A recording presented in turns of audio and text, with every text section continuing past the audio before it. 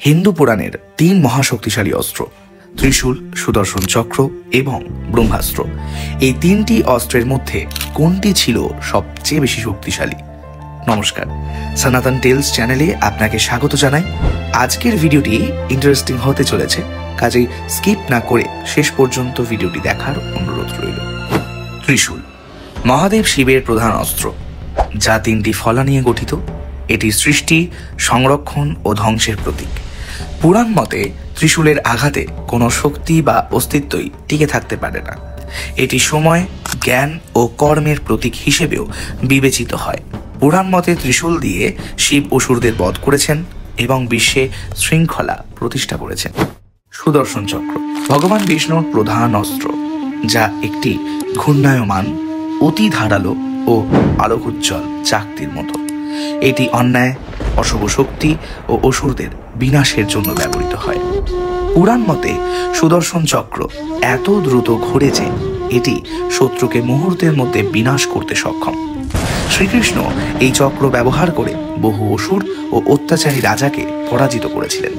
এটি অন্যায় ও অশুভ শক্তির দমন এবং শান্তি প্রতিষ্ঠার জন্য ব্যবহৃত হয়। আমরা ইতিমধ্যেই 2টি অস্ত্রের সম্পর্কে জানলাম। আসুন এবারে জেনে নিই ব্রহ্মাস্ত্রের কথা। ব্রহ্মাস্ত্র সৃষ্টিকর্তা ব্রহ্মার দ্বারা প্রদত্ত একটি দেবীয় অস্ত্র, যা মহাভারত ও রামায়ণে উল্লেখিত। এটি অত্যন্ত বিধ্বংসী এবং এর প্রয়োগে সমগ্র বিশ্ব ধ্বংস হতে পারে। এটি প্রয়োগ করলে ভয়াবহ ধ্বংস সাধিত হয় এবং শত্রু সম্পূর্ণভাবে ভস্মীভূত হয়ে যায়। একবার মুক্ত হলে এটি প্রতিহত করা প্রায় অসম্ভব। মহাভারতে অশ্বত্থামা ও অর্জুন উভয়ই ব্রহ্মাস্ত্র প্রয়োগ করেছিলেন, যা সমগ্র বিশ্বকে ধ্বংসের মুখে ফেলেছিল। ত্রিশূল, সুদর্শন চক্র এবং ব্রহ্মাস্ত্র এই 3টি অস্ত্রই অত্যন্ত শক্তিশালী এবং তাদের নিজস্ব বিশেষত্ব রয়েছে। ত্রিশূল এবং সুদর্শন চক্র নির্দিষ্ট দেবতার নিয়ন্ত্রণে থাকে এবং নির্দিষ্ট উদ্দেশ্যে ব্যবহৃত হয়, যেখানে ব্রহ্মাস্ত্র একটি সর্বনাশা অস্ত্র, যা শুধুমাত্র চূড়ান্ত পরিস্থিতিতে ব্যবহৃত হয়। কাজেই এই 3টি অস্ত্রের মধ্যে কোনটি বেশি, অর্থাৎ কোনটি সবচেয়ে বেশি শক্তিশালী, এটি নির্ভর করে তাদের ব্যবহারের প্রেক্ষাপট ও উদ্দেশ্যের উপর।